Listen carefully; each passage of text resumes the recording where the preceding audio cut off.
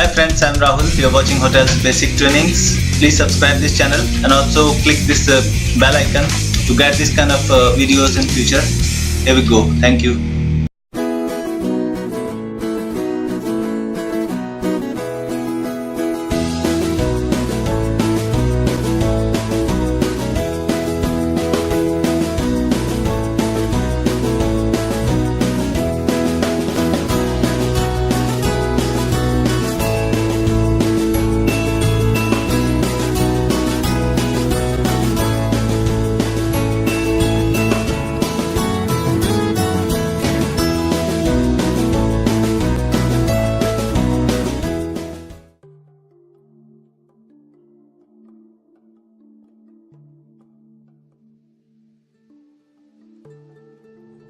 So this is part 2 of HACCP.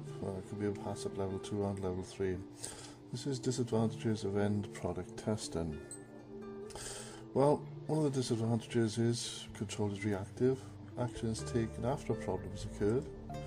Considerable expertise is needed to interpret results. Testing may be slow. The cost of sampling and analysis may be high.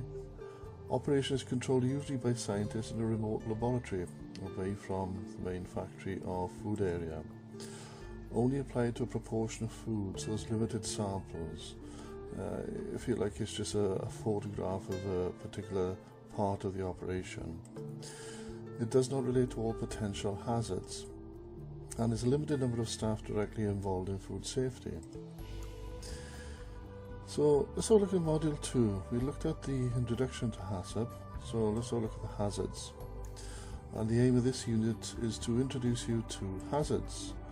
And the learning outcomes are, by the end of this unit, you'll be able to describe biological, physical and chemical hazards relevant to food safety. So what is a hazard?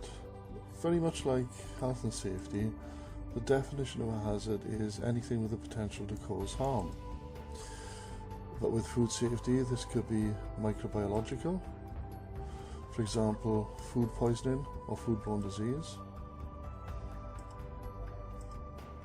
And the sources of microbiological contamination could be present in raw materials, cross-contamination during the process, multiplication and toxins, multiplication of bacteria as they grow, and toxins released from bacteria when they grow, and the survival of spores and toxins. Chemical, we look at the cause in things like food poisoning and chronic illnesses, where there's a buildup of chemicals in the tissue, human tissue.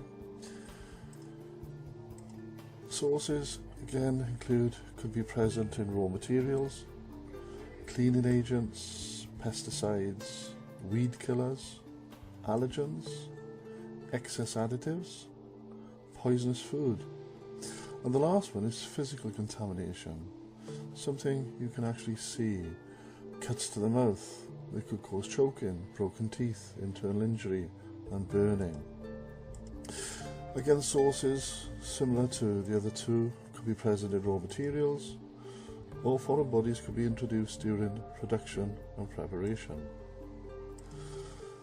So failure to control food hazards. Let's have a look at what has happened in the past. In 1964 in Aberdeen there were 400 plus cases of typhoid, the foodborne disease.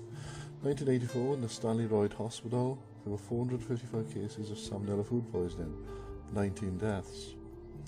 In 1989 in Birmingham, Clostridium botulinum, there were 27 cases and 1 death. In 1996, John Barr in Mission, Scotland, in what was then the world's worst case of E. coli food poisoning caused by E. coli 0157. There were 500 plus cases and 21 deaths. And in 2005 in South Wales, the same strain of E. coli 0157, 156 cases and 1 death of a young lad not living too far from me in the UK. The effects of food poisoning and food complaints on the food business are the resources involved in the investigation, brand damage, adverse publicity, loss of business, fines, closure, compensation, loss of public confidence. Microbiological hazards, let's just look at that. We've got bacteria, single-celled organisms, viruses, a lot smaller than bacteria, still can cause a lot of problems, not classed by a lot of food safety experts and scientists as living molecules. Protoctists, molds, parasites, and algae. Now, the hazards themselves, you can get multiplication of the bacteria, toxin production from some bacteria, and survival of bacteria if there's not been any processing involved, such as lack of cooking to the correct temperature, and spore germination of certain bacteria, in particular Clostridium and Bacillus. Factors affecting multiplication of bacteria include temperature, time, pH, or the level of acidity, alkalinity, AW, which is the availability of water or moisture, oxygen, nutrients available,